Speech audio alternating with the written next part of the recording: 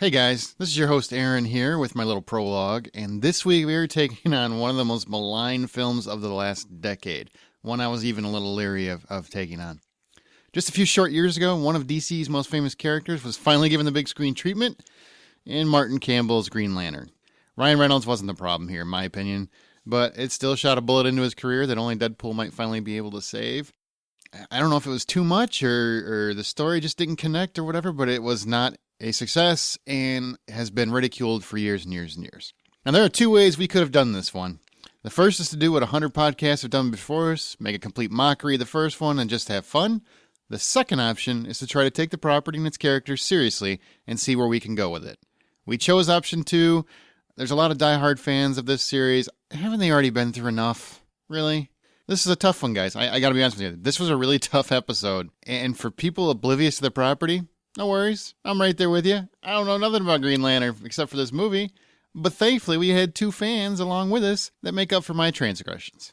And I think we do a good job of explaining what all of this means, because it is a complicated history and lineage, and we try to get into it, explain it as much as we can so it's not off-putting for people that just don't know anything about Green Lantern, like myself. I think that's said enough. Without further ado, here's my pledge, my oath from our show. In brightest day, in blackest night, we're about to remake this movie right.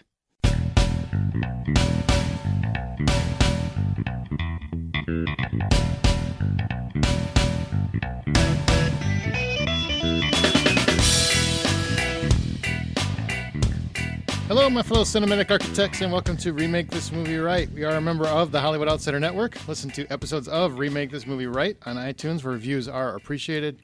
Your podcast app of choice, or just visit the website at RemakeThisMovieRight.com. Remake This Movie Right is the show where we take an original film that has an actual remake in the works, figure out what still clicks and what doesn't, throw a little bit of humor at it, and then try to determine exactly how Hollywood should remake it. So by the end of each episode, we will have the remake ready to roll for Hollywood execs and presented to you in movie trailer form. We are here to tell Hollywood how to remake this movie right. I am your host, Aaron Peterson, and joining me today are our regular host who recently did our Clue episode, as well as the Hollywood Outsider host, Brian Williams. Hey, buddy, what's happening? Oh, just living the dream. And joining us, he recently did our Friday the 13th episode. He did 24 Live Another Podcast, and he has been on the Gaming Outsider a couple times. Zack Parkerson. Hey, I'm back. Hey, what's up? Excited to be here. Friday the 13th still hasn't been made, by the way. I just want to let you know. The $300 million masterpiece has not happened. We can't get Meryl Streep locked down? She's busy. She's Mamma Mia, too. Daddy Mia or Daddy-O? I don't know what it is, but they're doing a sequel. She's busy. Forward the offer to Helen Mirren. Oh, she'd probably do it for half the price. $150 million. So this episode of Remake This Movie Right, we are going full-blown into geek territory. We're going to remake the 2011 classic, that's rabbit ears you're saying, Green Lantern. How could we be remaking Green Lantern already? Because they're already working on it. That's why. So we generally only remake movies that are already being remade, and that one's already being remade. So blame DC if you don't like it. I do have a question for Brian and Zach before we really get into it. Zach, I know you're a huge Green Lantern fan. Brian, are you a Green Lantern fan of the comic? Yes, I am. I was more of a fan in the 70s, 80s, where you had kind of the team-ups with him and Green Arrow. Those were some popular ones. And he was just an interesting hero, especially with the creativity part, what he would use his ring to create, what type of weapon or defense or some sort of rescue device. He was one of my most liked from the DC universe. Now, Zach, why is he one of your favorites? Why do you like him? I don't know anything about Green Lantern. I honestly don't. Hal Jordan's just awesome. He's the only guy in the Justice League that ever stands up to Batman, which has always made him cool. But I fell in love with the character during Jeff Johns' recent-ish work, where he really expanded the mythology and made a whole bunch of different rings outside of Green. So it really just became a whole universe and setting. Like what kind of ring? Like, did they make 9 rings and then they handed them out across Mordor? Yeah, they had to take them to a volcano. There's 7 rings. There's the colors of the rainbow. It's a whole thing. I don't know if we have a 3-hour podcast to get into it all right now. Is the mythology really that deep? It gets pretty dense. Yeah, like you said, there's all sorts of different colors and like even earths and stuff. It's pretty in depth. Yeah, I was doing some research for this because I like comics. I'm a big Spider-Man fan, Batman. the usual tropes. But man, Green Lantern is just not one that's in my wheelhouse. But I saw the movie, thought it was okay. I think it got pummeled critically and at the box office. I don't know if it necessarily deserved that, but whatever happened, happened. But I didn't really understand the character. It always seemed like the mythology was deep. So I looked a little bit more into it. And there's a lot to take. I mean, there's a whole bunch of different lanterns. There's Oa. Is it Oa? Is it pronounced Oa? Is that how you say it? Oa, yep. Okay. Mm-hmm. And you've got all these freaky aliens that all have their own rings, and everybody's in charge of their own little planet, and there's like 3,000 sectors or something. It's 3,600 sectors, 7,200 Green Lanterns. Thank you. Okay, calm down. Let's not get a nerd war fight. We'll West Side Story this out. So it was very I'm here to teach you along the way. Good, because that's what we needed. So these two, basically, for this episode, I'm going to be you guys that don't know the property very well. I'm going to basically be playing that role of I don't know squat about Green Lantern outside of this movie. And these two can be supposedly they're going to be the fact checkers. So if there are any problems, direct your emails to those two, Brian or Zach. I have nothing to do with it. I don't know the mythology, the history. I just know Ryan Reynolds. He looks good in the suit. That's all I know. We always start these with a little bit of fun facts about the original film. Which this one doesn't have a whole lot of fun facts because people just hate on it angrily. It was directed by Martin Campbell, who did both of the recent Bond revamps. He did GoldenEye and Casino Royale, and starred Ryan Reynolds and Blake Lively, who they met on this film. So love came from Green Lantern. The movie, did you guys know that? You know that they're married now? Really? That they're in love? Yeah. Must have been that Violet Lantern energy. It must have been. Is that what they use for love in the comic? I don't know. Yeah, Violet is love. Come on now. Keep up. I don't know that. Red would be love to me. Or is that anger? Red is anger. Red is rage. All right. Rage, yeah. Rage, anger. So what are the other ones? Explain what they are. Come on. Oh, here we go. Well, you Enlighten got- us. Prove You it. got blue. That's like hope. They're like the hippie. Yep. Blue, You know, blue is hope. They're like Yeah. the peacenicks. Yeah, they just kind of hang out and hope for stuff. Yellow is fear, which Sinestro leads. Mm-hmm. They just want to instill order through fear. Yeah, indigo. Oh man, what's indigo? Suddenly these fact checkers are not Well, very they don't even factual. speak English. So like it's a whole weird thing. Okay, so there's indigo. What other colors we got? Yeah, violet is love, blue is hope, orange is greed or avarice, green is courage or will, yellow is fear, red is anger, rage. Six. That's six, right? I don't know what the heck indigo is. It's kind of like a big rock, paper, scissors thing. One of them usually trumps the other one. Okay. Yeah. They all have their weird rules and stuff. Well, the movie was directed by Martin Campbell, like I said, starred Ryan Reynolds and Blake Lively. It's also based on the comic Green Lantern Secret Origin. Only they use Parallax instead of Atrocitus or Legion, something like that. Those are the two. Atrocitus? Yeah, he's apparently in the the comic. head of the Red Lanterns. Okay. Well, apparently they had him in that original comic, but they went with Parallax in this thing. They did. Reckless test pilot Hal Jordan is granted an alien ring that bestows him with otherworldly powers that inducts him into an intergalactic police force known as the Green Lantern Corps. It made $116 million US, which, if you're not keeping up, that's really bad for a comic book movie these days. Made $219 million worldwide. I think the budget was like $200 million already, so that's why he didn't get a part 2. But like I said, we'll talk about the original here shortly. I think we might actually come to an agreement on where it stands and where it should stand and if it was unfair and all that other stuff. Some interesting facts according to imdb.com, so don't hold me accountable. Carroll describes the power ring as magic, which Hal disagrees with. The Green Lantern comic originally started in 1940 as a fantasy series with Alan Scott possessing a magic ring. And when Green Lantern, the comics rebooted in 1959, science fiction had replaced fantasy as comics' popular fad, so the series ushered in Hal Jordan and the extraterrestrial Green Lantern Corps. Do you guys know that? Fact checkers? Yep. Cool. I don't think, Cool. I don't think Brian Ryan knew. is stoked right now. In the comics, Carol Ferris became the Star Sapphire, originally an anti-heroine with similar abilities to the Green Lantern, and revised later as Soldier of the Star Sapphire Corps, an all-female force parallel to the Green Lantern Corps, whose members carry on the violet light of love. Well, I guess if I would have read my own notes, then I would know this, huh? Yeah. Didn't you say something about you had these Yeah. stuff figured out? Yeah, Okay. well, I'm wrong. And I guess her flight call sign is Sapphire, and the Sapphire logo's on her helmet when she flies the jet. So there's a lot of nods to the comics, I think, in the movie, right? I mean, there seems to be a lot of them. Right. Yeah. Okay. Hal Jordan's call sign is still Highball. That was always cool. So there is a lot. It's fair. It's trying to be fair to the comics, right? It's trying to be genuine. Yeah, which is really fantastic because if you dig into all of these little nods, I mean, this would be like Mockingjay Bird movies or whatever, the Hunger Games length. Those Mockingjay Bird films. Because it's just way longer than it needs to be.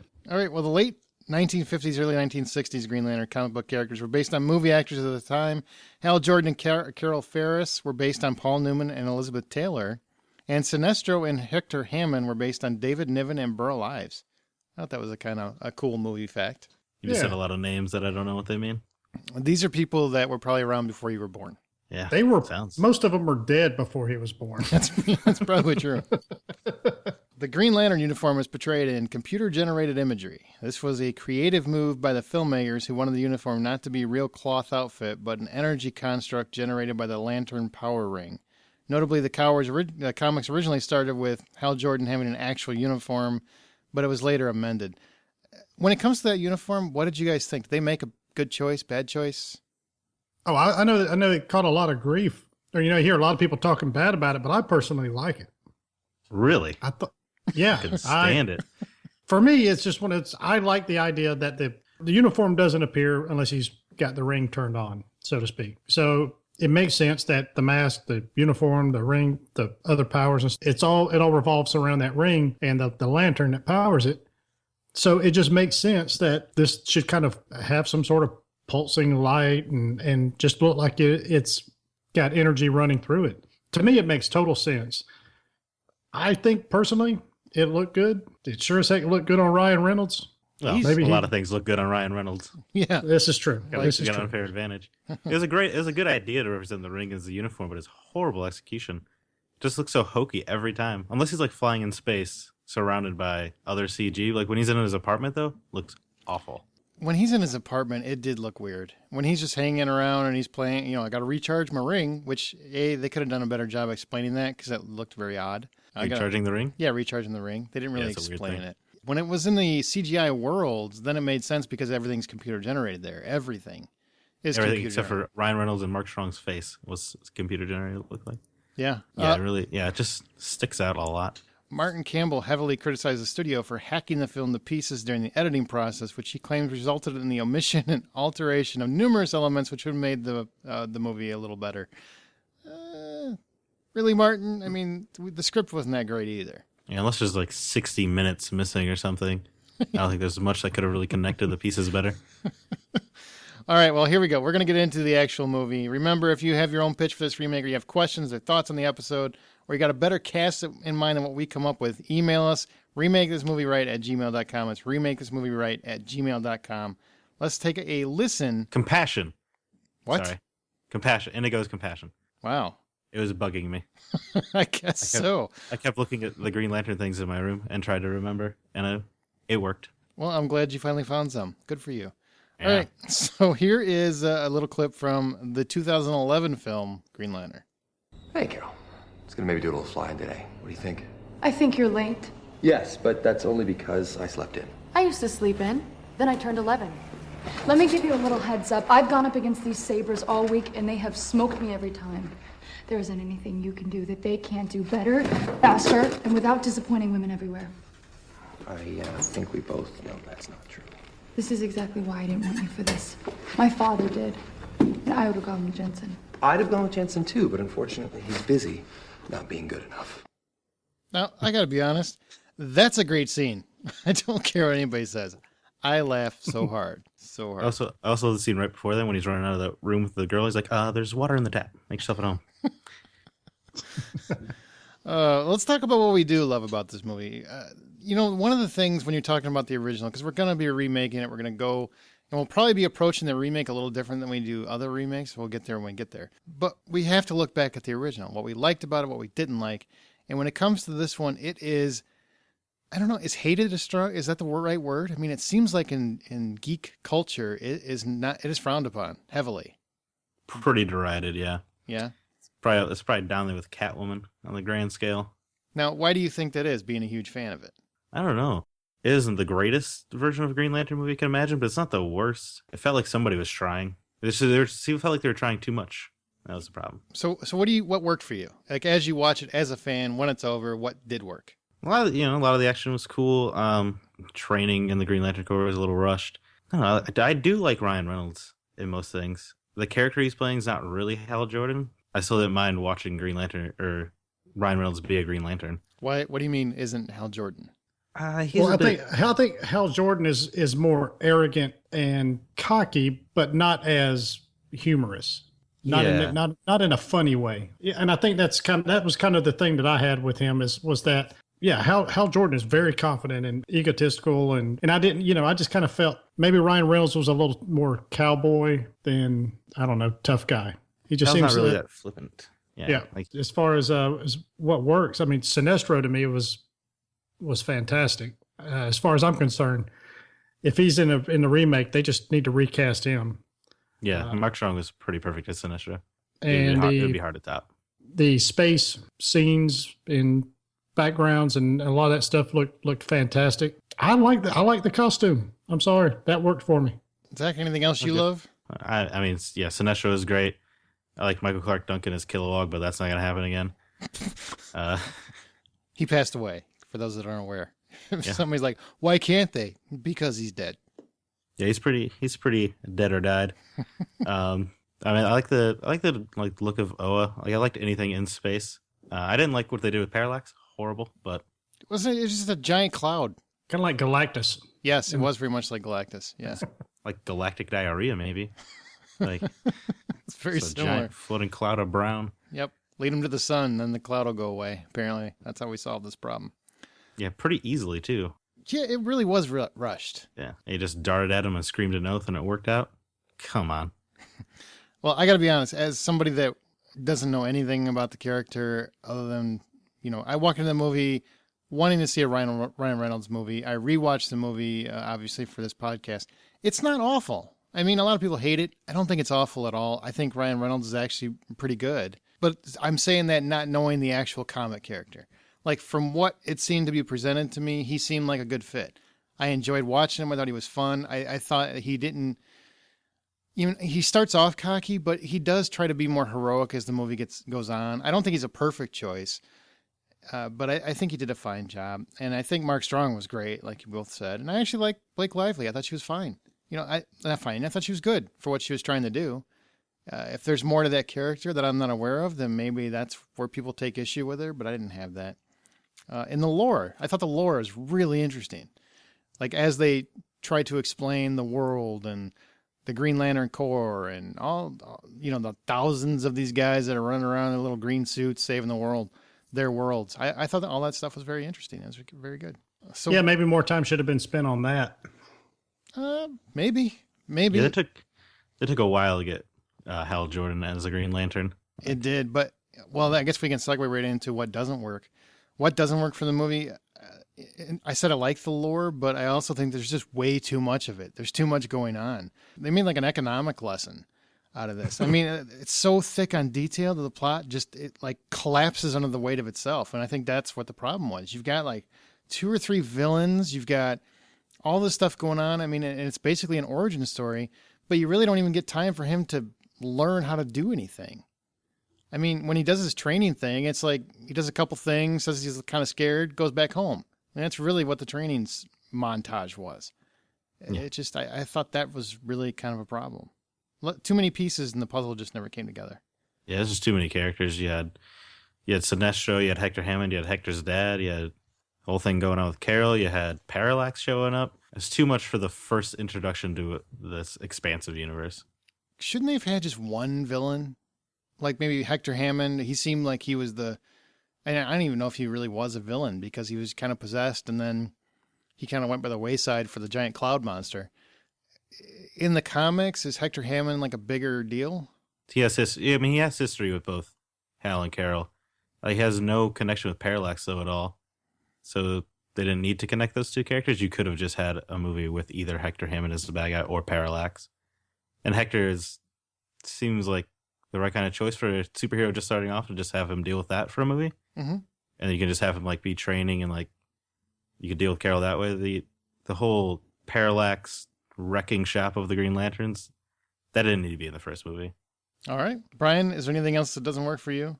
Well, I'm in total agreement with the oversaturation of introductions and characters and all that stuff. It was almost like a Spider-Man movie, Spider-Man 3 or something, where you've got like 40 different villains and you're always trying to introduce more and more people. And just like you say, it just took forever to get there. Well, let's get there. I guess we can kind of agree that this should be remade, right? Like this is one of the rare exceptions of a movie that should be remade. Definitely. Okay. Definitely. It deserves a shot again. Okay, so you don't think it's a bad concept. You don't think it's any of that. It's just a matter of this movie was either trying too hard. It didn't quite know what it wanted to be. It just wasn't the right movie for this character. Okay. There's no reason Hal Jordan. There's no reason the whole Green Lantern Corps couldn't work. As a whole movie series, really. It's as expansive as Star Wars or Star Trek. You just have to do it right. Now, that's right. We're going to do it right. See what I did there? Yeah, absolutely. See what you did there. Let's get into a remake. What about that? You guys ready to remake this thing? Yeah, bring it. All right, let's do it. There it is. There we go. Let's take a little clip. Now, I picked this clip specifically for people that have a hard time remembering what the hell is going on in this movie. So hopefully this will help explain it for you a little bit. So here's a little clip, a reminder of what Green Lantern is actually about. Billions of years ago, a race of immortals harnessed the most powerful force in existence, the emerald energy of willpower. These immortals, the guardians of the universe, built a world from where they could watch over all of existence, the planet Oa. They divided the universe into 3,600 sectors. A ring powered by the energy of will was sent to every sector to select a recruit. In order to be chosen by the ring, it was said one must be without fear. Together, these 3,600 recruits formed the intergalactic peacekeepers known as the Green Lantern Corps. It's so dramatic. Heck yeah, it is. Yeah, you can probably do without. Whenever you need an opening narration to explain everything, it's never a good sign. Well, you know what bugged me about that is like they did that whole narration, but by the end of the movie, they've already re-explained it. So why did they have that to begin with? Do you think we're just idiots? Yeah, that's real. They did that in that last Airbender movie too. So if you're ever being compared to that, that's not great. All right. Well, what do we know about the intended remake to start with? Well, it's officially titled Green Lantern Corps, and An important distinction. How so? That implies that the movie's not about Hal Jordan, that it's about all the characters. Which you prefer that, I assume? It could be. Yeah, an ensemble film could work for Green Lantern pretty well. I mean, I assume that Hal's being introduced in the Justice League movie, so we're already familiar with him. So by the time we get to 2020 and this movie comes out, you don't need that anymore. Now, what do you guys think about that? Either one of you. So basically the way that they're doing this is DC is constructing their universe, and they're doing it a little accelerated. They're not doing it Marvel's way where everybody gets their own origin story. They started from scratch, starting with Man of Steel, right? And they're creating a world going forward where they're basically going to use Justice League to introduce their characters and then spin off their movies. Do you like that they're doing a different route? Or is that a little frustrating for you as a fan? It's kind of a damned if you do, damned if you don't type of thing. You either do it the way that Marvel did it, and then you're constantly being compared to it, saying, well, you're just trying to copy, their formula. But if you do it the opposite, which is basically what they're doing, then you're criticized for, well, now this is the wrong way to do it. I'm fine with it. So far, the little bit we've seen of their, well, of course, of Man of Steel and a little bit of Batman stuff that's been coming out is it looks pretty positive, and they've got my faith that they're going to be putting out quality products. I like that they're trying something different, at least, as opposed to trying to copy it. And doing it this way, like Batman's already like retired and stuff, it makes the world feel a little more lived in, like this is just the way things are. So by the time we get to Suicide Squad, Harley Quinn and everybody's already locked up. They've already been around a while. Is Suicide Squad in the same world too? I mean, yeah. Okay. I don't know, man. There's so many rules and there's so many movies that it's hard to keep up. It's hard to keep up. Joker's in the movie. What did you think was happening? I don't know. Maybe it was just like this is the different universe. This is a darker universe. New 52. I don't know what they're doing. No, I think the movies are a universe and then Flash and Arrow is a whole. Anyway. Well, I know they're regardless. keeping the TV universe separate from the, which it's good that you mentioned that connection because Greg Berlanti actually was one of the writers of the first Green Lantern movie. The guy that does Arrow and what does he do? Flash, Supergirl, Legends. He's doing all the DC TV stuff. So it's not like he doesn't know his stuff. There have been a lot of nods to Green Lantern and Flash and Arrow. Mm-hmm. There's a Jordan jacket in a recent episode. Yeah, but it makes it feel more like this is just the way things are in this universe. And I hope it avoids one of the things I don't like about Marvel's universe, where you'll get like a flashback on Ant-Man, or you'll see like Agent Carter, and the connections are just a little bit too coincidental, a little too convenient. That everything is connected like that. You mean like Hal Jordan used to be a childhood friend of Bruce Wayne or something randomly, but they didn't know each other's names? Right. And you see a cute little flashback scene or something like that. That would, like where they're hanging out at the daycare center. Everything's a little too connected sometimes. A little Phantom Menace-y at the beginning of Ant-Man for me. Man, speaking of Phantom Menace, that original movie was nothing but Phantom Menace. CGI everywhere. Yeah. Well, the remake comes out June 19th, 2020, so it's 4.5 years away. So they might actually use something from this show. You never know. Could happen. I expect a check any day now. All remake selections that are being debated are settled by a best of 3 vote, which means if 2 people agree on it, we move on to the next thing. But everybody gets 1 cut per episode, which means if you don't like something somebody says or suggests for the movie and you want to do it a different way, but nobody will agree with you because you want your way, yell cut, and whatever you want is going to happen. That's how it works. When you say it all whiny like that, it makes it feel like it's a whiny move to pull. It's not. Use it. Abuse it. Make it entertaining if you want. If you get to a point and you're like, I want Hal Jordan to be an octopus, so be it. And we have to figure it out. Make baboons run around. Normally we have a nostalgic moment scale, which is how many nostalgic moments our remake should have. We all agreed this one doesn't have any, except for the Oath. So the Oath will be part of our remake. And Zach, do you know the Oath by heart, superfan? Yeah. What are you trying to say? Recant it. I want to hear it right now. No, you can't look at the internet. You can't do anything. You got it right now. Like a dramatic reading? Yep. Well, yeah, any way you want. In brightest day, in blackest night, no evil shall escape my sight. Let those who worship evil's might beware my power, Green Lantern's light. Well done. Hey. La-dee-da. I got more too. I just want to. There's more to the Oath than that. Each Lantern Corps has its own oath. Holy, yeah. Come on, just the one's fine. Yeah, that'll do, Pig. That'll do. Let him rage. All right. Well, here's how we're gonna do this. I decided because it's a comic book movie and there's specific elements that people that love this series, this comic book, they expect. These guys aren't aware that I'm going to propose it this way, but I thought this might be the easiest way. Is like kind of do it question by question, just to get us going in the right direction. So the first question I have is, should this be an origin story? I would say no. We've got it. To me, I'm tired of an hour and a half of a 2-hour movie that is all origin, and then all of a sudden, you get 30 minutes or 20 minutes of action, and then you get the last 10 minutes to set up something else, down the road. I just want to jump into a movie. You got to give a little bit of information about him, do some flashbacks. Green Lantern comes across somebody else from the Corps, and they reminisce about a battle, from a couple of years ago or something like that. And you see a little bit of history or something, just to kind of put things into perspective on how awesome he really is, or maybe how injured he was in something that, something like, or how he saved somebody else, or whatever the case is. Quick little flashes of history, I'm fine with. I don't want a full story on how he became Green Lantern. Zach, do you got a take on this? Which way do you want to go? See, I do love origin stories, but I feel like this would work, because there's so much going on. I feel like we need to skip past Hal's coming to grips with everything. If we do Hal. Hey, that's if we do Hal. Exactly. If we do Hal, because we don't know. There are 3 prominent Green Lanterns. There's like 6 or 7. 4 I would call prominent. Ooh, fight. Nerd fight. What? Get in the ring, bitches. All right. We'll get into that later, I'm sure. But I was thinking Hal could be either a girl or a gay man. What do you guys think?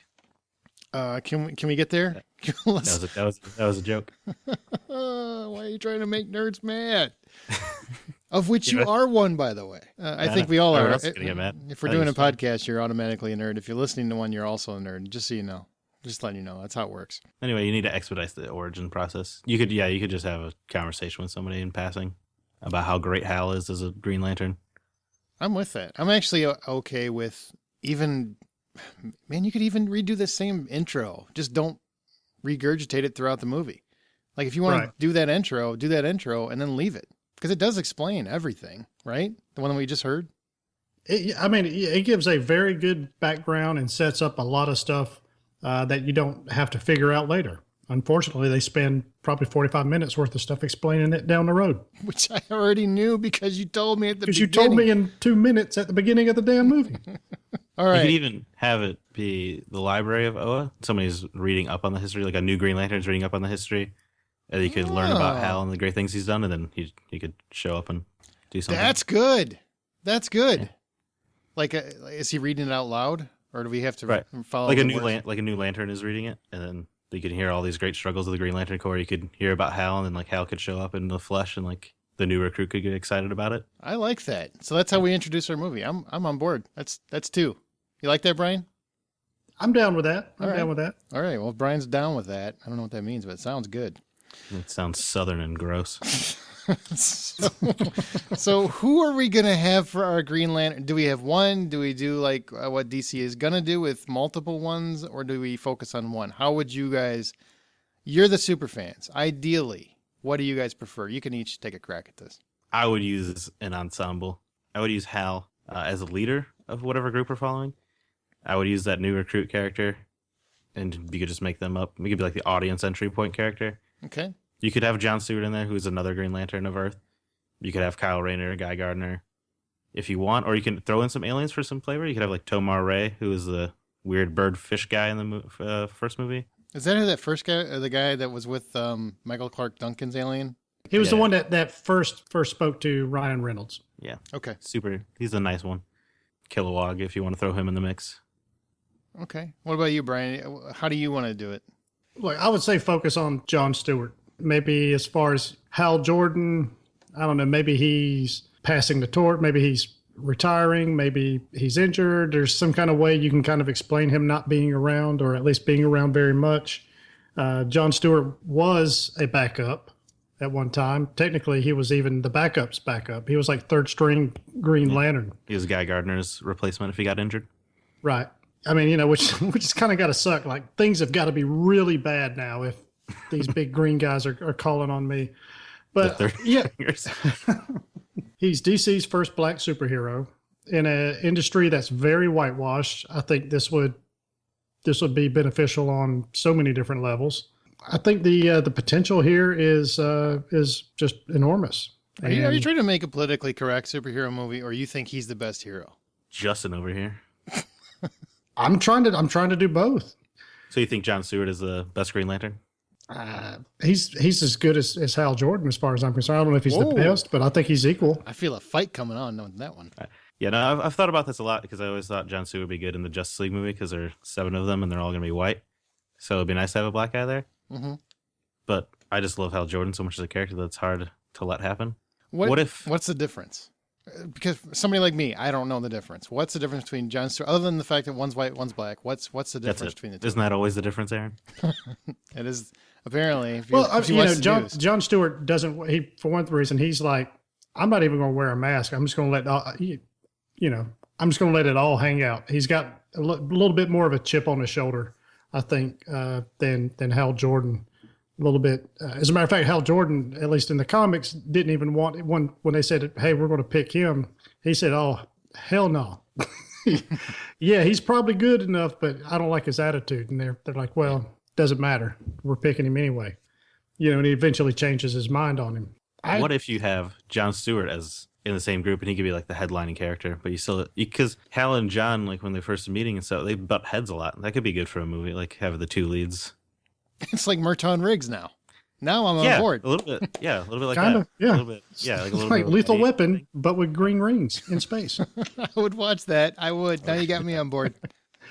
But yeah, he could be the guy that we're kind of exploring this stuff through. And like you say, Hal Jordan is the the mentor, so to speak. Yeah, you could even have them, both be like legendary figures within the Green Lantern Corps because they've both done great things, but they have such different tactics and ideals on it that they're constantly butting heads while they're trying to like lead this group of new people. Do the same thing. Yeah. Yeah. Okay. That could be cool. So would almost like Hal Jordan be like the supporting character, like the mentor character? Let's say Tommy Lee Jones and Men in Black kind of thing? But you could still have John Stewart be the well-established leader. You just have like Hal is also on this mission or something, and they just kind of butt heads along the way. Okay. Now, is some of the factor, are you guys concerned that the Ryan Reynolds movie will leave a sour note on this one, so it's better to focus on a completely different character? Is that where you're coming from, Brian? Or you just like that character better? No, I just think there's an opportunity here that instead of causing all sorts of, part of it is being a little bit politically correct and giving an African-American character, the forefront for a change without turning Bruce Wayne into a Indian guy, or, you're turning Spider-Man into, I don't know, some Brazilian or something. I don't know. I mean, it's just like you're just creating all kinds of, you don't have to change somebody just to make him more appealing to a broader audience. This is a guy that is different, and yet we still have all the same stuff, so it works out for everybody. I don't have a problem with Jon Stewart being the headliner. Okay. Do we still have this uninitiated trainee kid that follows along, or we just focus on the two and then the alien guys? What are their names? I forgot. Kilowog?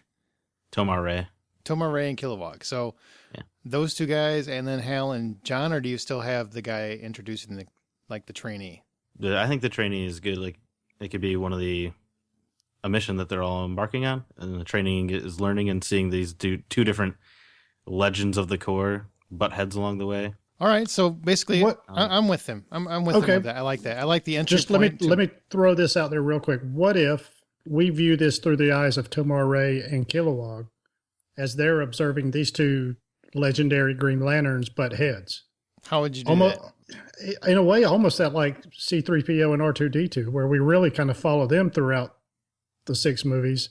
You're almost kind of like you're following those two as we observe, these two, like I said, legendary Green Lanterns try to carry on this mission, but using different methods to achieve the same goal. I'm kind of, I like Zach's idea on that one better, honestly, with an unknown, kind of like an audience entry point. I think it'd be hard for the audience to identify with the bird guy. It was hard the first time. I love those alien characters, but I feel like an audience is going to have a rough time connected to them compared to a more familiar human-looking alien or a human. Or a human-looking alien. Yeah, it's all the same. Sinestro is a human-looking alien. I like it. We all came together. Look at that. So it's like the not Green Arrow, different guy, right? Yeah, he paints his mask on. Yeah. The Green Lantern. Looks like a raccoon. Corps, I'm not going to lie to you. For the longest time, I thought they were absolutely the same guy. That was like an energy projected quiver. I didn't know. They both had a green mask. I'm like, they got to be the same guy, right? Until I don't understand why his bow lets him fly through space. That's weird, right? That's weird. Cat in a space ghost. Does this movie need to take place in Sector 2814? Yeah, I Googled it. Oh, whoa. Yeah. Look at you. Earth. The Earth area. Does it need to take place on Earth, or should it be in space? At all. I think Brian can agree. We don't need Earth in this. I think very little exposure to Earth. Keep it all in space. So like a Guardians of the Galaxy kind of movie. Yeah, I mean, it doesn't have to. I mean, is that I guess crossing genres? If the common thread is that they both take place in space, then sure. But that's a pretty big thread. Well, I mean, okay, I guess I should elaborate because otherwise it sounds like I'm just saying it just to tick off DC people. In Guardians of the Galaxy, you've got this motley crew that are basically training for a mission in space, basically a heist. So do we have the same kind of thing here, or is it like a huge global disaster? What are they coming together to do? Like, who's the villain, I guess? If it all takes place in space, who's the villain? If you think of Guardians of the Galaxy as the fun comic book version of Star Wars, this would be more of a Star Trek, more of a series, I guess a more serious space story. Okay, so it needs to be... a raucous fun adventure. It shouldn't be an adventure then. It should be much, much more intelligent, less goofy. Let's listen to some 80s rock. Yeah, less goofy. Okay. I would agree with that. All right, so who's the villain then? What are these guys training? Who are they coming to take out? Ooh. You're the nerds. Oh, Yeah, I mean, there's a lot what of. I mean, what about Sinestro and the Sinestro Corps? Basically, he's got a whole group of Yellow Ring. You want to jump right into Sinestro being the bad guy in the first movie? Is he already the bad guy when we meet him? I think at this point we can get away with that. I think so. I have an opinion on that. Okay. Okay, you guys. Oh, you do? Yeah. Okay. Yeah, I know you guys don't care, but Did you Google this one too? no, this one I all on my own. So basically, at the end of the original movie, that's while I was like researching this movie as I was watching it, half watching it the second time. I noticed everybody that seemed to talk about this movie, the one thing that they loved was the after credits scene with Sinestro, right? That seemed to be what everybody wanted. So I think if you're going to get people more engaged to give it another shot, I think you have to have that Sinestro that was promised in that teaser. You have to have that. And I don't know what the hell he was. I mean, you said a yellow ring. I saw that he turned yellow at the end. Is that like, so he's possessed by the Ring of Fear now? Is that what happened? You're not possessed. It's just a different type of energy. Instead of calling courage from in yourself to power the ring, you're instilling fear in other people. So it's seen as more villainous. Yeah, So- but you could do that. You could almost turn in the fact that the leader of the bad Yellow Corps used to be a Green Lantern as a plot twist too, since I assume most people seeing this probably have no idea. What's the plot twist? Just that Sinestro used to be a Green Lantern. Because if you go into this movie and they're already fighting the Sinestro Corps, people are already, like, you would just see them as the bad guys. Mm-hmm. So if you could almost turn into a plot twist that their leader used to be one of the good guys. Well, how about this? Okay, so you've got Jon Stewart, who's now, and Hal Jordan, he's established. We can let that go because he'll be established, I assume, in the Justice League movie. So he's established. Jon Stewart is our main guy of the Green Lantern Corps, and he's also got this basic trainee following him around, right? Mm-hmm. And they've been reporting to Sinestro. So they start the movie they hit the ground running with whatever major disaster they're averting. Maybe it's another giant cloud because that would be kind of funny. But That'd be a good callback. A weird cloud is engulfing a planet they have to go save. Yeah, and they take it out somehow. However they would take it out. You guys tell me. You're the Green Lantern fans. They just see a giant cloud like eating a planet or something, and then they just look at it and go, that's dumb, and just keep flying. Like, oh, we're not needed here, actually. Or I'm they not just gonna waste make my a time with giant, that. Yeah, I like make that. a giant fan construct out of their ring's energy and just blow it away real quick. Like, well, I see no need for us to have been here. Like, make it a joke. Like, haha, we see it. The movie was stupid. We acknowledge it. Yeah. And then move forward. And then, but up until about the midway point, our heroes don't know that Sinestro is actually working on his other angle, building his Sinestro Corps. I assume he has to build it, right? Yeah. And then up until like the midsection when Jon Stewart or the trainee maybe dies finding out the truth and tells John about it. That could be cool. Because then you get rid of the trainee character that nobody, because I'm sure, I know how super fans are. They get mad when you introduce people that aren't really there. Yeah. And it also gives you an emotional death because you're attached to that guy at that point, and then he gets killed by Sinestro because he finds Sinestro's plan, but he somehow gets the information back to John, who then it's up to John, and then John and Hal and Kilowog and the other guys to bring down the guy that is above the law because he's in charge of Green Lantern, right? Green Lantern Corps. There's a high-ranking Yeah. official. So they're just on a mission and they just happen upon the information that Sinestro is a bad guy? Well, I think it would have to be something along the lines of while they're back at, is it OWA? OWA is like headquarters, right? Mm-hmm. Okay, so they're back at OWA, and the trainee stumbles into something with Sinestro that lets him learn that he is the one building this enemy. He is the one recruiting people to be in this corps. It is actually Sinestro Corps. He learns that, and he is basically put to death right there in the spot. But somehow he gets the information out. I don't know how he would do that because I don't know the lore as well as you guys. But the lore would then get back to that information would then get back to Jon Stewart, who then it becomes like almost like a political thriller because they have to find out, or they have to find a way to bring him down because he's the boss. He's the guy in charge. How do you prove that he is actually in charge of this? Because so far he's been very elusive in his crimes. They have to like find evidence to bring to the Guardians on Oa.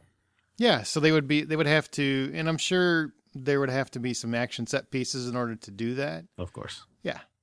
And they would have moving to in space without action. Yeah, and you got to overcome some obstacles. Even in Star Trek, they got to have some little action. Yeah. I mean, something along those lines. I mean, what do you guys think? You're the fans. Does that work? Not work? I don't know if it works in the storyline lore or not. Sounds pretty convoluted. Not really. It's definitely not more convoluted than the last movie. Well, it's hard to do.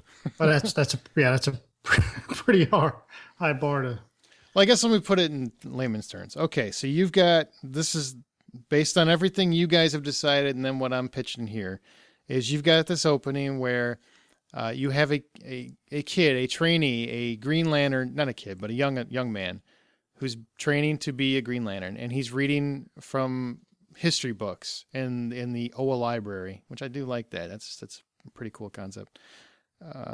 He's reading from history books, recanting or recounting, however you say it, the actual Green Lantern lore, how it was established, basically that opening that I played for you a little while ago. And then they jump right into their mission, which is a nod to the original film that didn't work, which is, so the trainee is with Jon Stewart, who's also with Hal Jordan, and they take care of whatever this initial foe is, which happens to be this cloud. So it's a novel. It's a nod to that film. They get rid of the cloud, and then they find that there's another enemy on the planet they have to disperse. So you have an action sequence. Maybe it's active. Who's the not Parallax? Atrocitus? Yeah, there you go. Atrocitus. Maybe it's Atrocitus or something like that, or a smaller villain that's in the universe, so that way people won't get mad that you're not using them to a bigger. Just make it a Manhunter. They're the go-to. Okay, Manhunter. Whatever that. What's a Manhunter? They're a species of machines designed to hunt men. Their initial plan were basically a robotic police force for the galaxy, which turned horribly bad, and now they just go around killing stuff. They were the precursors of the Green Lanterns. Oh, so it's like Ultron? Okay. Yeah, well, that's an unnecessary. You just make a Manhunter for fan recognition. It could just be a robot to everybody else. Okay, so I don't think you need to go down that rabbit hole in the first 10 minutes. So you got the Manhunter. They end up just dispersing that, and then they learn that there's a new threat where someone somewhere is assembling soldiers, so to speak, to be part of the Yellow Lantern Corps, and they know that there's a threat coming. Somehow the people on Oa, those people had figured it out. So I don't think it's too convoluted. So at this point, and then it's while John and Hal are bickering, trying to figure this out, the trainee is going to see Sinestro at some point, right around the midsection. That's where he uncovers the information, gets it back to John. And the last half of the movie is John trying to convince first Hal and then the rest of the Green Lantern Corps that Sinestro is evil. So they run into a Yellow Lantern on the planet? Wait, what? I'm sorry. No. I don't know what. Okay, you said the Yellow Lantern are assembling. They're assembling? They get information that the Yellow Lanterns are being, like, there's a Yellow Lantern Corps being developed that are they're basically becoming natural enemies to them. And they have to deal with this threat, but they can't find who the leader is, and you have to take out the top to take out the rest of them. Sure. That's all. And so the trainee. Yeah. So they're basically Sinestro is Saruman from Lord of the Rings. Yeah. He's the unseen force until like the midsection when it is finally figured out that it's him, and we're taken by surprise, even though fans, I'm sure, will see it coming a mile away. We're taken by surprise, and then John is trying to convince Hal, who doesn't believe him, so John has to get proof, and then eventually he convinces Hal, who then has to convince the rest of the committee members and all that other stuff. Then there's an all-out war at the end. It's got potential. Yeah. Yes. If anybody's got a better idea, I'm listening. I like the idea of introducing the Manhunters, and again, if that's just as a small story, that's cool, or either as part of Sinestro's core, and then maybe they even he's got them under control, then they go rogue, and then all of a sudden the greens and the yellows, they've got to team up to stop them. Maybe that sets up a second movie or something. I don't know, but I like the Manhunters idea for sure. Would the yellow and green ever team up if they're the enemy? Hey, if they're both about to die because the Manhunters are killing everybody, then sure. Then you work out your own differences later. There's a lot going on in both of those ideas. I like the idea of there being a movie of Sinestro as a Green Lantern, before he turns bad. And you could do that with the Manhunters, I guess. They could be the force that's just wreaking havoc across the galaxy.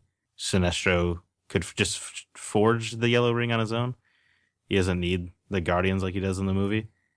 He could, and then just come in, wipe out the Manhunters.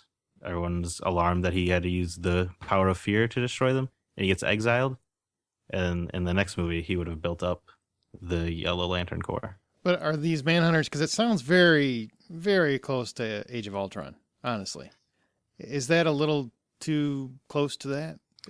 I mean, you can draw parallels with just about any character with any other character from the other company. You know, it's from Marvel. Well, here's my concern, and just to be fair, because in the Marvel world, they have done this Army of Robots thing about 6 times. I think that would be really close to copying them.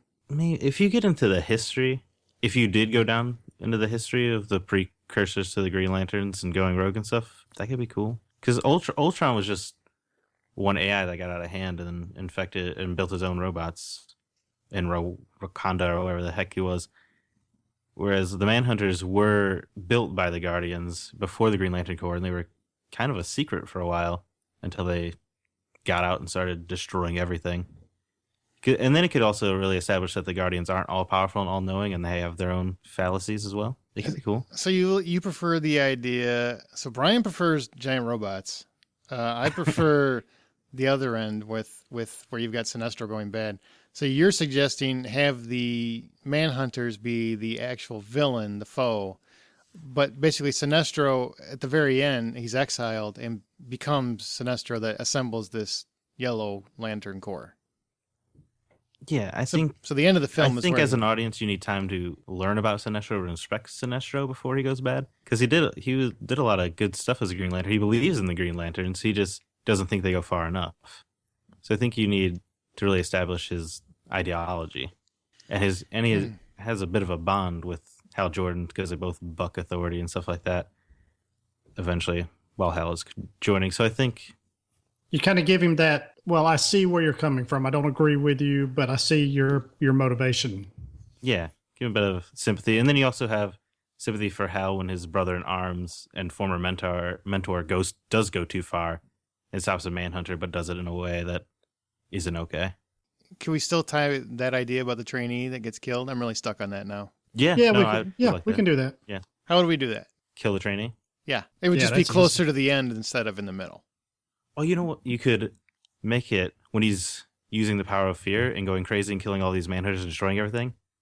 The trainee could be taken out as part of collateral damage to illustrate that the using the fear power is too much.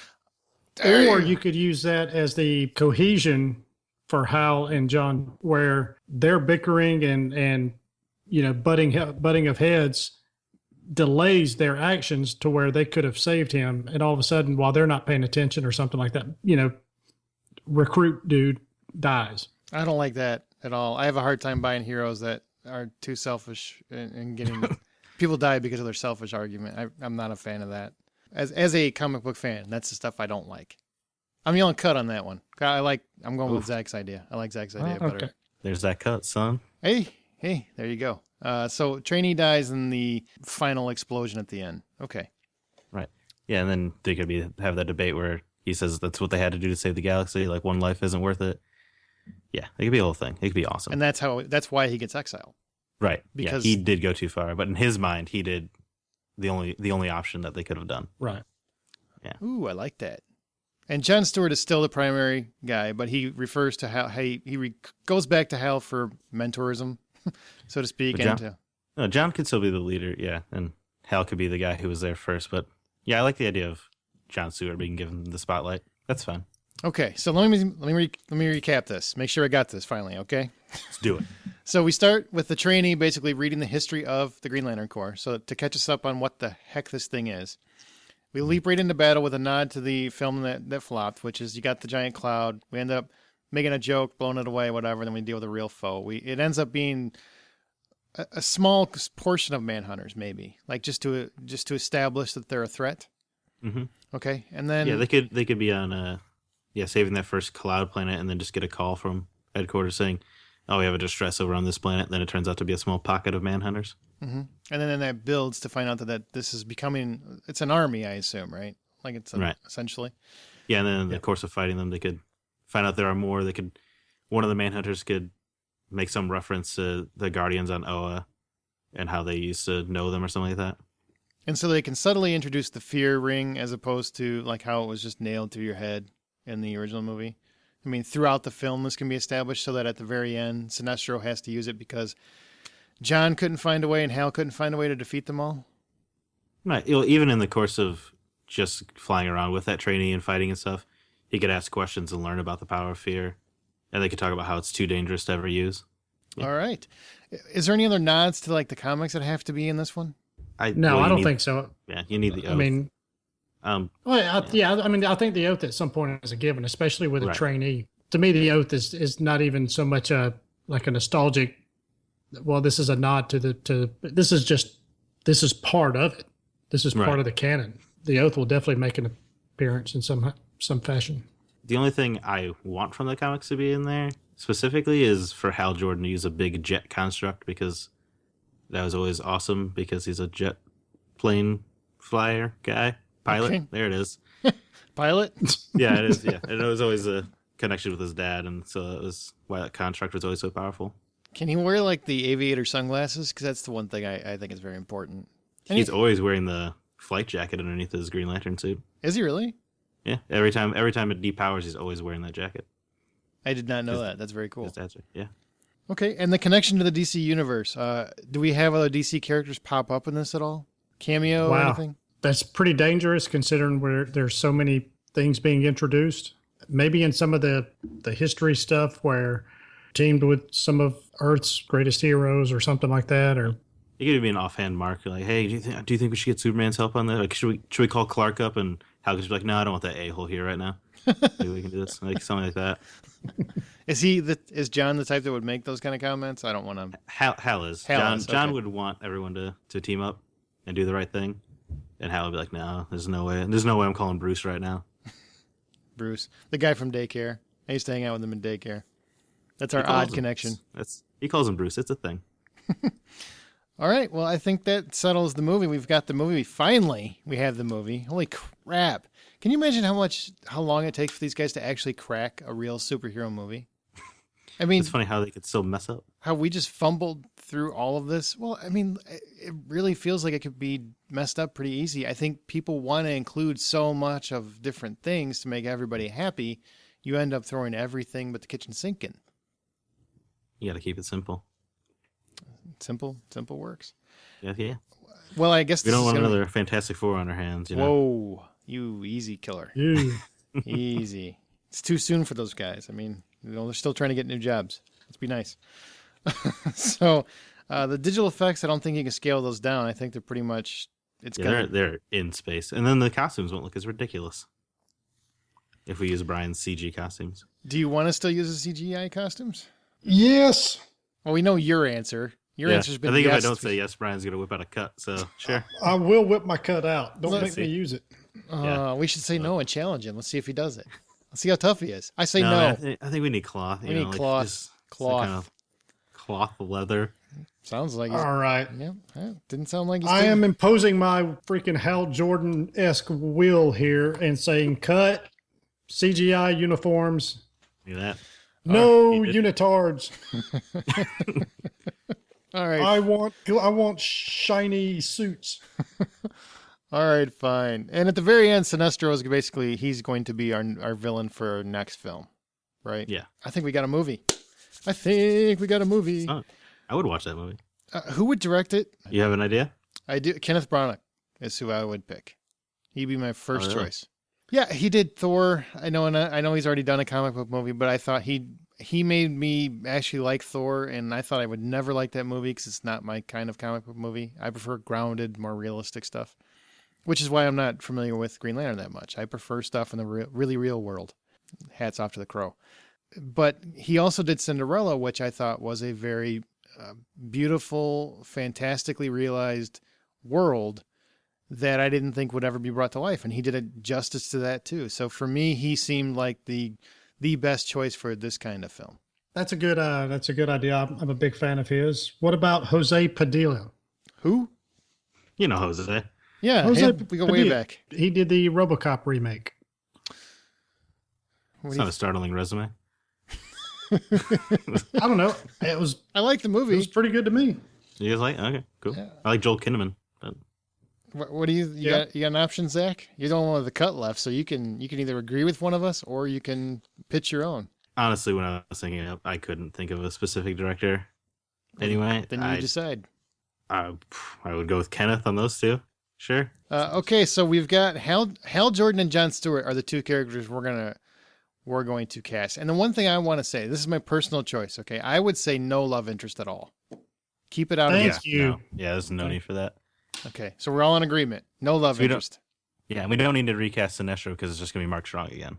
Yes, absolutely. Yeah, so Absolutely.